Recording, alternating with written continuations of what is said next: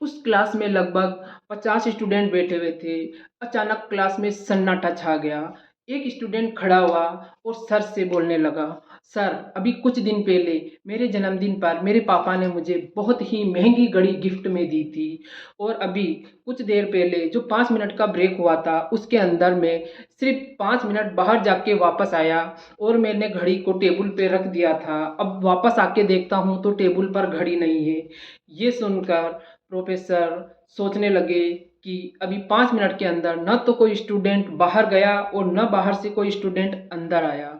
इसका मतलब घड़ी इन्हीं स्टूडेंट में से किसी के पास है। लेकिन उन्होंने सोचा कि कुछ ऐसा करना चाहिए जिससे कि जिसने घड़ी उठाई है उसका आत्मसम्मान भी बना रहे और उसकी बदनामी ना हो। तो उन्होंने एक प्लान सोचा। उन्होंने स्टाफ रूम से काली पट्टी का एक बंडल मंगवाया और बंडल लाकर सभी को बोला कि एक एक पट्टी, काली पट्टी सभी अपनी आंखों पर बांध ले। सभी स्टूडेंट ने काली पट्टी अपनी आंखों पर बांध ली। प्रोफेसर खड़े हुए और सभी स्टूडेंट के पास जाकर, एक एक के पास जाकर उनको हाथ लगा के उनको चेक करने लगी। तो अचानक एक बच्चे के पास में घड़ी मिल गई। वो चुपचाप से घड़ी लेके आए और जो मालिक था घड़ी का उसको दे दिया।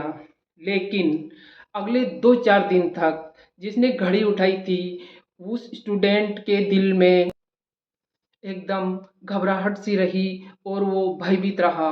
उसे हर क्षण एक डर सताने लगा। उसने सोचा कि आज मेरा भेद खोल देंगे सर, आज मेरा भेद खोल देंगे सर। रोज इसी प्रकार कुछ टाइम निकलता रहा, कम से कम 4-5 दिन निकल गए, लेकिन उसका डर बढ़ता जा रहा था। लेकिन धीरे धीरे ये टाइम निकल गया और सर ने किसी को कुछ भी नहीं बोला।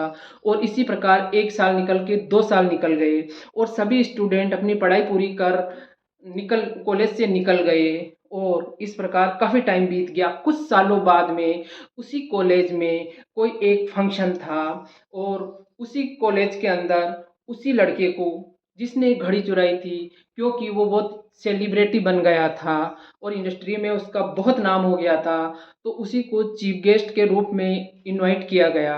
तो वो स्टूडेंट आया, आज वो एक सेलिब्रिटी बना हुआ था।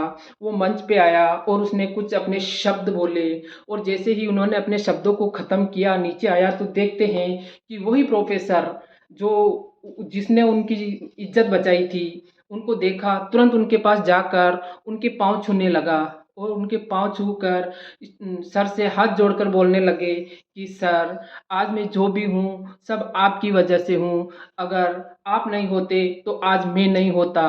तो सर ने बोला कि क्यों, क्या हुआ?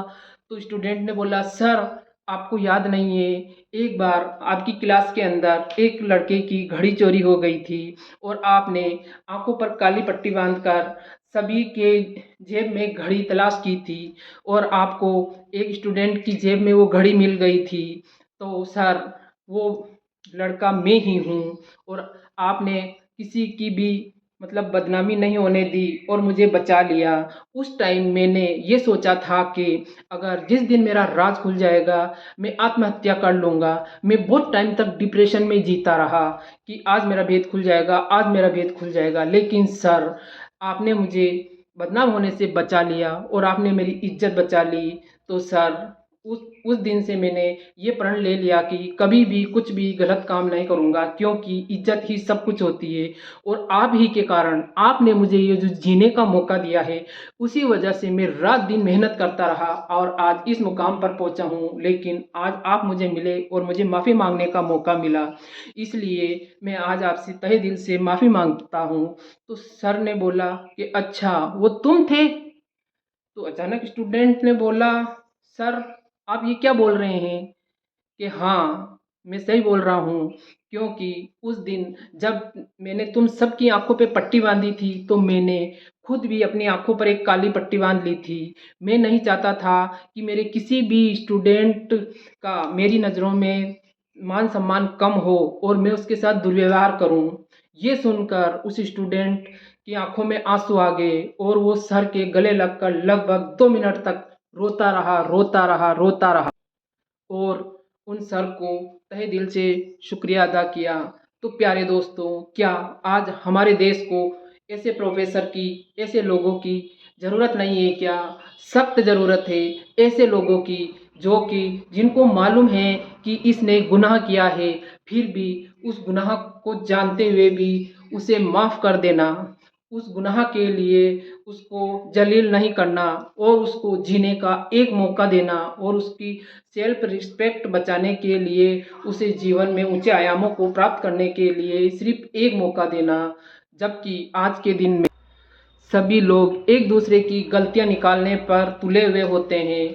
घर में माँ बाप की गलती, पत्नी की गलती, हस्बैंड की गलती, भाई की गलती, गली में मोहल्ले में लोगों की गलती, यहाँ तक कि समाज में और राजनीति में भी गलतियाँ, लोग सिर्फ गलतियाँ निकालने में ही तुले हुए हैं। एक दूसरे को नीचा दिखाने के लिए रात दिन लगे रहते हैं।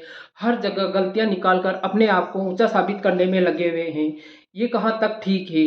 हमें नहीं लगता कि हमें लोगों को मौका देना चाहिए। घर में, समाज में, गली में, मोहल्ले में कि अगर गलती हो भी गई हो तो हम लोगों को मिट्टी का पुतला समझकर, एक इंसान समझकर उनकी गलतियों को नज़रअंदाज कर उनको एक नया मौका देकर ज़िंदगी में कुछ कर गुजरने के लिए उनको एप्रिशिएट करना चाहिए। क्या हमें ऐसा नहीं लगता कि हमारे देश को ऐसे लोगों की ज़रूरत है? दोस्तों, मैं इन सर की कहानी से बहुत इम्प्रेस हुई हूँ, क्योंकि ज़रूरी नहीं है कि हम हर लोगों के लिए सिर्फ गलतियाँ ही निकालते रहें।